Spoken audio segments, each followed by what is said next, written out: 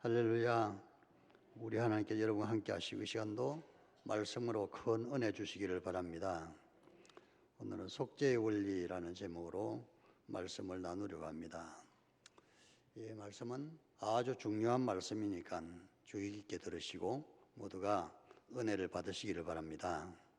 말씀을 깨닫는 것이 은혜인 것입니다. 말씀을 듣는 중에 깨달음이 오면은 아멘 하고서 이제 은혜를 확인하는 그런 일도 하시기를 바랍니다. 이스라엘의 성군 중에서 다윗 왕 시대에 몇 년간 흉년이 계속되었습니다. 3년 동안 기근이 있었는데 비가 내리지 않아서 산천초목이 마르고 흉년이 계속되었던 것입니다. 훌륭한 믿음의 왕이 통치하는데 왜 그 나라에 흉년이 왔을까? 다윗 왕이 간절히 하나님께 기도를 했던 것입니다. 하나님께서 흉년을 그쳐주시고 이 날에 다시 비를 내려달라고 하나님께서 다윗에게 말씀하시기를, 이렇게 기근이 되고 흉년이 되는 것은 사울 왕과 그 가문이 죄를 지었기 때문이다 하는 말씀을 하셨습니다. 사울 왕가 때문에 이 흉년이 왔다는 것입니다. 다윗이 왕이 된 지 20년이 넘었고, 아니 까마득한 옛날 일인데 다윗이 하나님께 왜 20년 전 일을 가지고 이렇게 우리에게 징벌을 내리시는지, 하나님께서 말씀하시기를 사울이 열심을 내어서 이스라엘 백성들을 위해서 일을 도모한 것이 있는데 그것은 기브온 주민을 학살한 것이다. 죄 없는 기브온 주민을 학살했기 때문에 그들의 자손들이 원한이 맺혀 있다. 그들의 원한을 풀어줘야 다시 이 땅에 비가 내릴 것이라고. 다윗이 그 하나님의 말씀을 듣고 기브온, 학살당한 기브온 후손들을 찾아보았습니다. 그들의 지도자들을 불러서 우리가 어떻게 하면 그들의 마음이 풀리겠는가, 원한이 풀리겠는가 하고 물었더니 그들이 말하기를 사울의 후손 7명을 우리에게 주십시오. 우리가 그들을 나무에 목매달아 죽이겠나이다 하는 그런 좀 지나친 요구하는 것 같지만 여하튼 그런 요구를 했던 것입니다. 다윗이 사울 왕족들의 후손들을 찾아서 7명을 그들에게 넘겨주었더니 그들 나무를 세우고 그 나무에 매달아 저주받은 죽음을 죽게 하고 그들의 원한을 풀고 다시 비가 내리기 시작했다고. 아야라는 사울의 첩이 있는데 그이가 애틋한 마음으로 자기 아들들의 죽음을 아파하면서 시체를 지키는 그런 장면들이 나옵니다.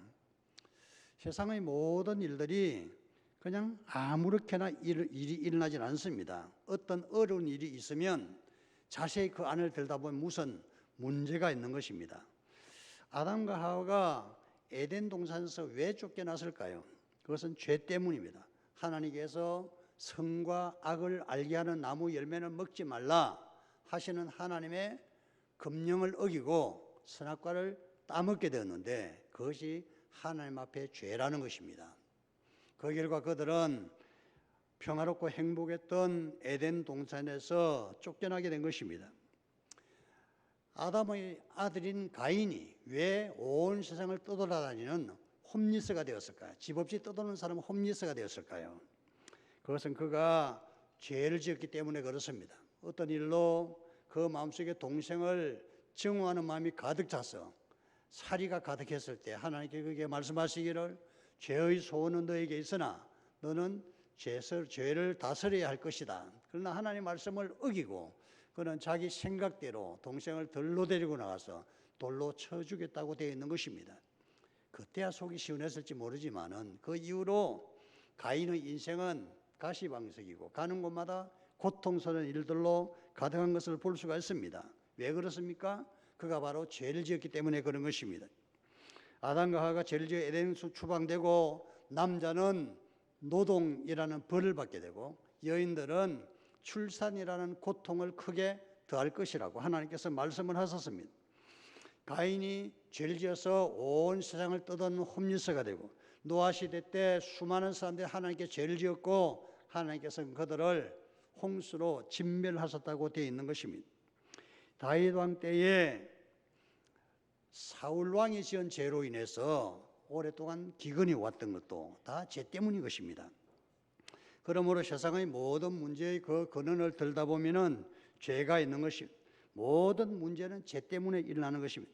지금 온 세계를 덮치고 있는 코로나라는 전염병도 아마 우리가 잘 알지 못하는 죄 때문이 아닐까 생각을 합니다. 하나님께서 온 세상을 다스리고 계시다면 우연히 될 일은 없기 때문에 죄 때문이 아닐까. 맨 처음에 코로나라는 전염병이 중국에서 일어났을 때 중국의 죄 때문인가 생각을 하기도 할 수 있죠. 유심히 보니까 코로나 직격탄을 맞고 큰 피해를 입은 나라는 중국이 아니라 미국인 것 같습니다.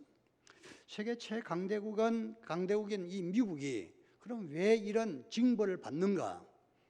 제가 생각해 볼 때 미국의 죄 때문이 아닐까 생각을 합니다. 특별히 대통령이 사실은 우리가 모르는 많은 악한 일을 저지르고 있는 것입니다.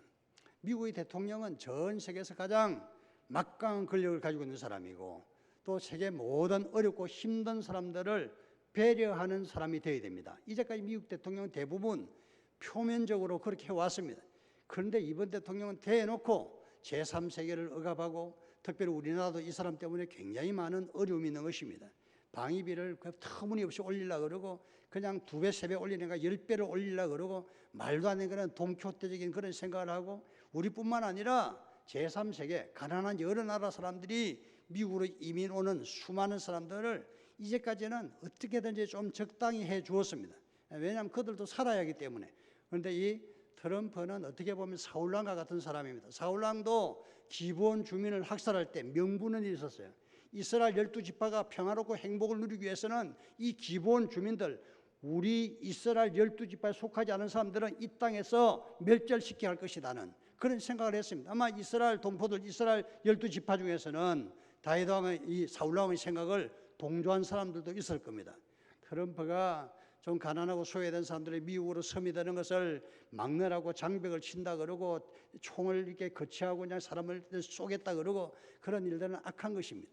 어렵고 힘든 사람이 좀 살기 좋은 곳으로 가도록 내버려 두어야지. 그걸 또 인위적으로 막는 것은 과한 것이고 또 그뿐만 아니라 여러 가지 악한 일들을 저지르면서 그렇게 악이 드러날 때마다 회치를 하는 그런 모양으로 자기 자신의 악을 덮기에 급급한 그런 모습을 보이는데 이런 강대국들의 어떤 죄 때문에 특별히 이번에 코로나19 전염병이 강대국들을 아주 강탈하고 있지 않습니까? 그런 걸 보면은 하나님께서 뭔가 주시는 메시지가 있는 것 같아요.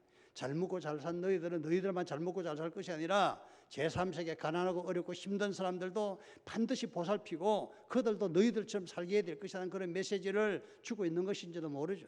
잘 모르기 때문에 왜 코로나가 왔는지 모르기 때문에 만약에 성경 말씀에 비추어 본다면 다윗 시대의 흉년이 왔듯이 오늘날 이 세계를 덮고 있는 이 코로나라는 공포와 전염병과 죽음은 바로 하나님께서 뭔가 주시는 메시지가 있는 것이 아닐까 생각을 하는 것입니다. 모든 문제의 배경에 죄가 있다는 것입니다. 성경은 죄라는 것이 얼마나 무서운지 죄의 싹은 죽음이라고 사망이라고 말씀하고 있는 것입니다.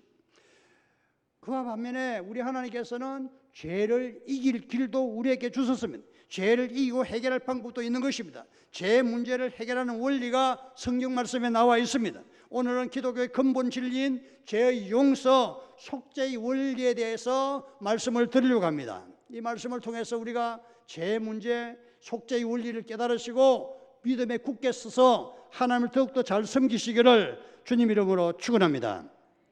속죄의 원리 첫 번째는 예수님께서 십자가에서 우리 죄의 문제를 해결하셨다는 것입니다. 예수님이 십자가에서 피를 흘려 죽으심으로 우리 죄를 위한 대가를 그 몸으로 지불하셨습니다. 우리는 그것을 믿고 있는 것입니다. 나의 모든 허물과 죄를 예수님이 그 몸에 대신 담당하셨다는 것입니다. 오늘 말씀 12절에 보면 오직 그리스도는 죄를 위하여 한 영원한 제사를 드리시고 라 말씀하고 있습니다. 예수님이 그 몸에 우리 죄를 지시고 십자가에서 달리 있어서 영원한 속죄를 이루셨다고 말씀하고 있는 것입니다. 하나님은 죄로 인해 죽을 수밖에 없는 인간에 대하여 한 가지 장치를 해놓으셨는데 그것이 속죄의 제사입니다. 내가 죄를 지었지만 소나 양을 나 대신 죽여 속죄하는 길을 열어주셨던 것입니다. 창세기 3장에 보면 하나님께서 아담과 하와를 에덴 동산에서 추방하시면서 그들에게 가죽옷을 지어 입히셨다 이렇게 말씀하고 있습니다. 이 가죽옷이라 하는 것이 원복음이라고 오리지널 가스펠 원복음이라고 말하는데 이것은 뭔 뜻이냐 하면 바로 가죽옷이 소나 양을 죽여서 피를 흘려서 옷을 만들었다는 것이고, 그것이 바로 그 가죽옷으로 아담과 하와의 부끄러움을 가려주었다는 것입니다. 아담과 하와가 죄를 지었지만 하나님께서는 그 죄의 희생을, 짐승을 죽임으로써 희생의 대가를 치르시고 아담과 하와는 그나마 살려주신 것입니다. 구약 성경의 율법, 이 모세가 신에서 받은 율법, 하나님 말씀에는 속죄의 원리가 굉장히 자세하게 나와 있습니다.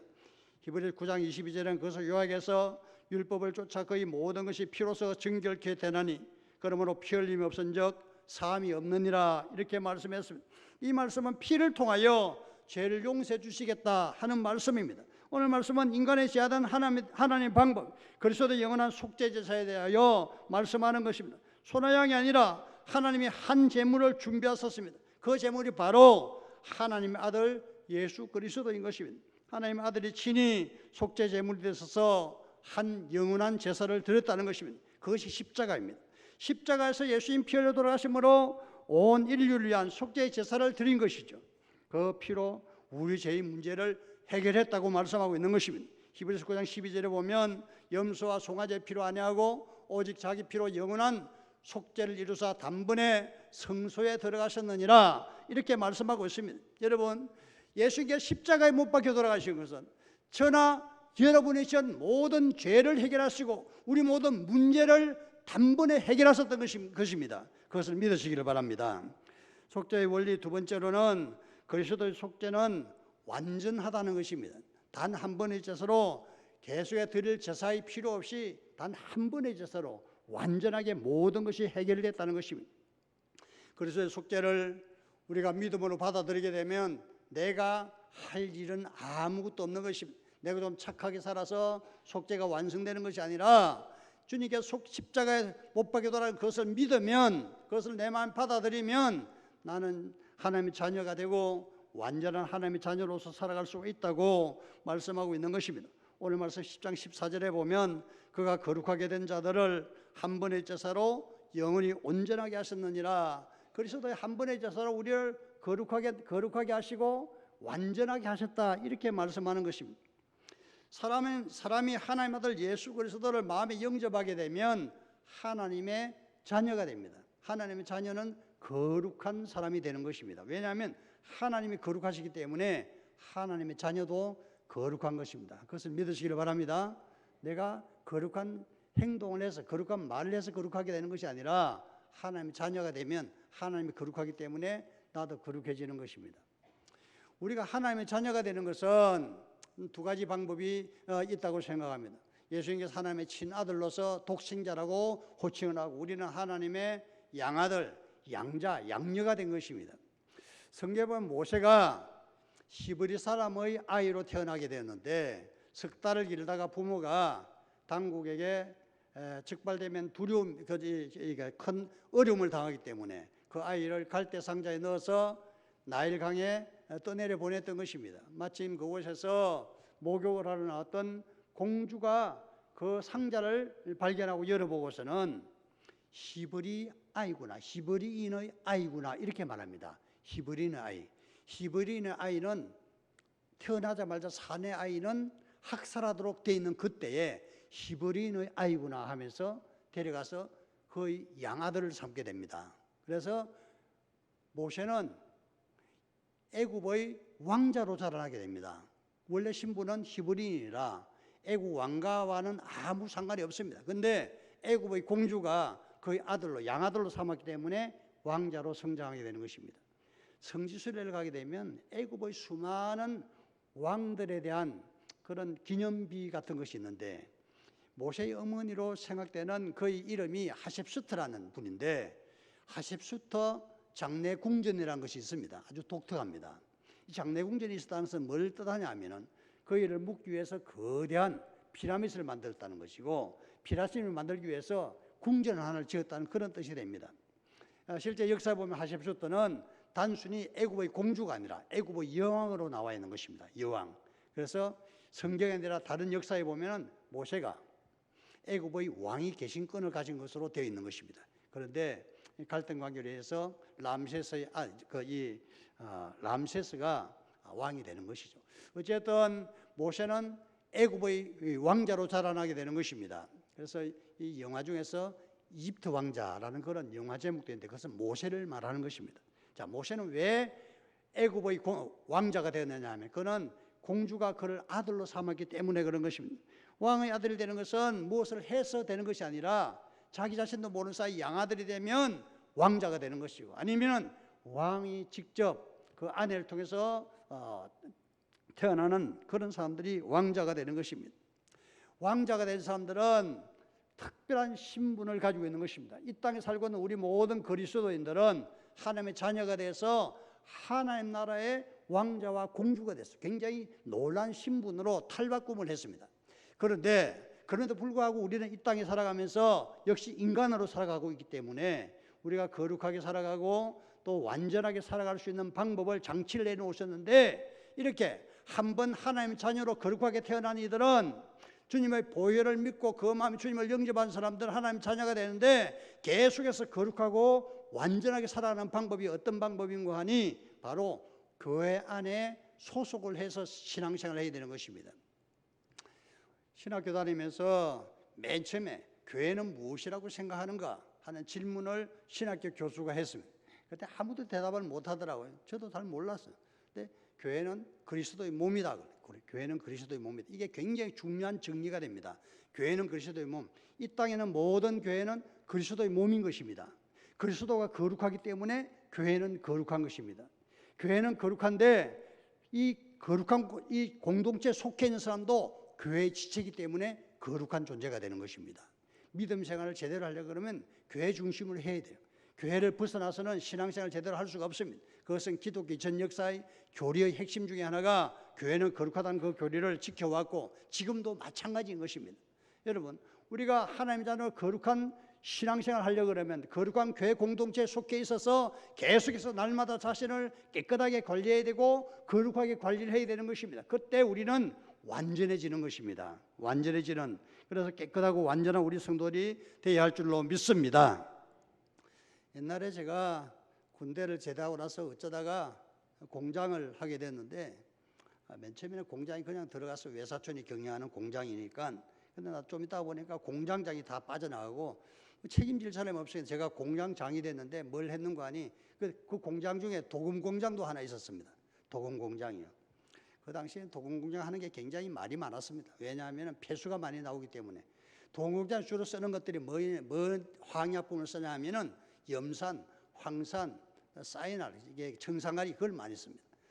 그러니까 황산을 어디에 쓰는 거 하니 철 제조물들을 때를 뺀 데 쓰는 것이에요. 그러니까 주로 생산한 물건이 버클이었는데 버클을 만들어 가지고 오면은 녹이 끼고 때가 많이 묻어 있는데 그것을 황산에 넣게 되면 더러운 것들이 깨끗하게 씻겨지는 것입니다. 그것을 다시 이 사이나이 거기 통에다 집어넣어서 거기에 한번 깨끗하게 씻으면 아주 깨끗하게 되는데 그것을 도금조에 넣게 되는 것입니다. 도금조에 넣게 되면 맨 처음에 니켈 도금을 하고 그 다음에 금도금도 하게 되는데, 금도금하는 그 욕조는 도금조는 좀 엄청나게 비싼 금을 그게 풀어서 그렇게 쓰는 것이죠. 금을 녹일 때 보니까 염산과 질산염을 3대1로 섞은 그 물에다가 금 조각을 넣게 되면 금이 다 녹아버립니다. 금이 하나도 보이질 않아요. 근데 이제 도금 어떤 기계 장치를 통해서 물건을 거기 꽂아두게 되면 금 도금이 돼서 빼내면 번쩍번쩍 빛나는 그런 버클이 생산되는 것입니다.